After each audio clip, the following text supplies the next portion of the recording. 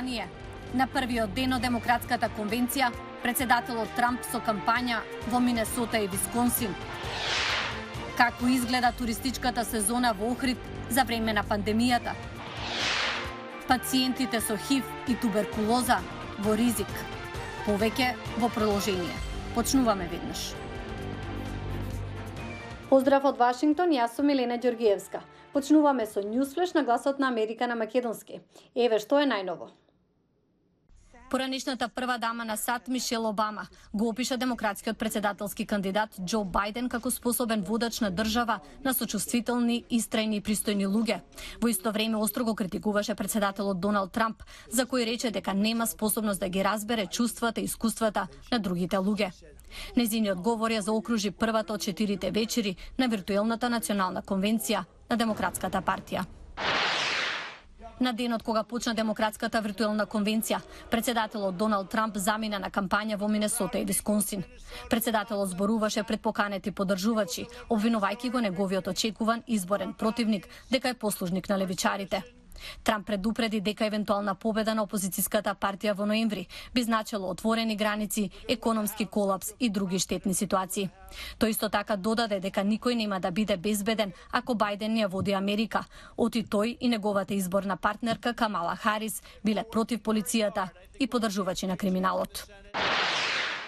По само една недела од есенскиот семестар на студентите во кампусот на Универзитетот на Северна Каролина Чапел Хил, како и во училиштата на секаде во САД, наставата се преместува онлайн поради зголемениот број на позитивни тестови на COVID-19.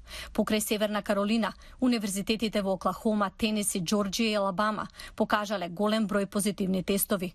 Официјални лица за тоа ги обвинуваат забавите на студентите во првата недела по враќањето на училиште.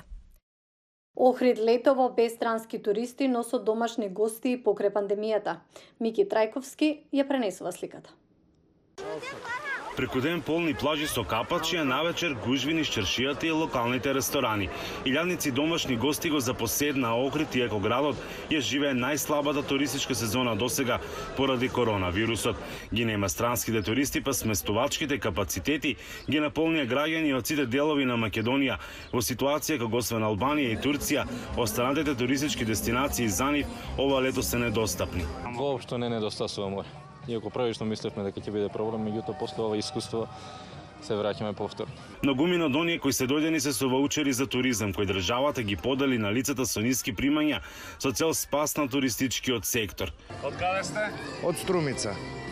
Колку денови сте во Охрид? Па веќе 5 ден. И се осеќаме одлично. Со ваучер сте дојдени или? Да, со ваучер. Самата ситуација допринесе да си ја запознаеме повеќе нашата држава, нашите убавини. Го искористиме ваучерот, нешто да оплатиме, продолжиме малце. Една недела тука ќе бидеме. Одевме во Грција, ама боже сега не можеме. Мада што мислам дека сме сгрешиле досега што не сме иделе воопшто тука. Стварно е убаво многу. Не ни знаевме дека постои ваква убавина во Македонија. Хотелиерите кои останаа без работа повеќе од 4 месеци се надеваат дека барем нешто ќе може да спасат од оваа сезона. Значи тешко е да се спаси целава ситуација со оглед дека странскиве гости, холанџани, израелци, пољак, си што доаѓаат, нормално ги нема ова година. Доста ни помогна и работата со ваучерите од Министерството што ги доделија. Имаме околу 70% исполнетост со ваучерите. Димитриевски вели дека ова лето се сочиле и со доста интересни ситуации. Имаме случаи кај што доаѓаат луѓе прв пат во Охрид. Но некој велат дека и покрај тоа што има туристи работа има многу послабо од лани. Се шетат луѓе во претежно и фамилиарни се и со деца, се шетат, ги прашувам, не саке да се возат. Лани не застанав, само што каде се качваа луѓе. Домашните немаат пари, така, само за шетајне. Охридските плажи се очекува да бидат вака исполнети со домашни туристи до крајот на август. Но хотелиерите се надеваат, ако времето послужи, да имаат солидна исполнетост до средината на септември. Сепак факт е дека како на плажите, така и низ градот, многу малку се почитуваат мерките за држање на дистанција и носење на заштитни маски. На некои од плажите се организира и забави со млади и покрај забраните за групирање. Од Охрид за Гласот на Америка, Мики Трајковски. А пандемијата ги блокираше здравствените услуги на пациентите со ХИВ и туберкулоза.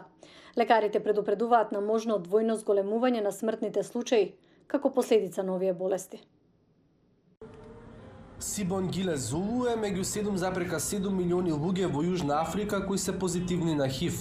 Таа зема комбинација од антиретровирусни лекови со цел да го контролира вирусот. Кога Јужна Африка воведе карантин во март поради пандемијата, Зулу ја изгубила работата. Недели подоцна, незината локална клиника се соочила со недостиг на одредени лекови. 2 месеца земав само една таблета, иако треба да земам 2. Ако не ги земам двете, постои голем ризик да се разболам.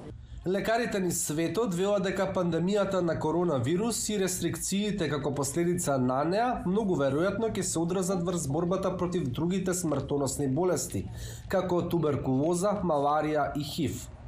Епидемиологот Салим Карим е советник на владата на Јужна Африка за време на пандемијата. Тој направил истражување на други заразни болести во Африка. Луѓето се плашат да одат во болница. Има опаѓање на бројот на направени тестови за туберкулоза, како и на бројот на луѓе кои доаѓаат за лекови.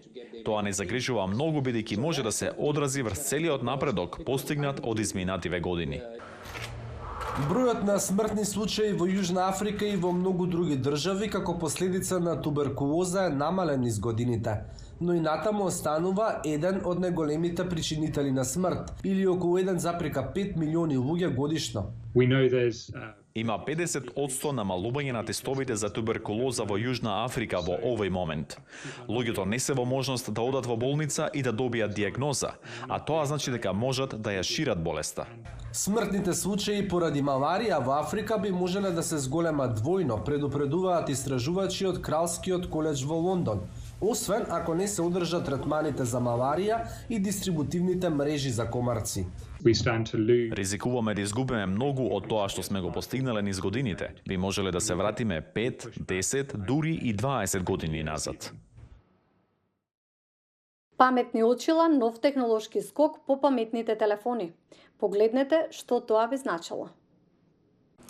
Прво се појави тастатурата, потоа екранот на допир. Некои технолошки компании велат дека носењето очила би можело да биде следниот скок во технологијата, дури ако тоа не им успеа на Google очилата. Во иднина нема да бидеме ограничени само на нашите паметни телефони кога станува збор за разбирање на светот околу нас, така што ова е наша почетна инвестиција. Компанијата Snap со седиште во САД инвестираше во очилата за сонце Spectacle 3. Оваа трета верзија има 2 камери. Аголот на очилата свети кога снимате видео и има опција тој што носи очила да вметне 3D објекти во видеото.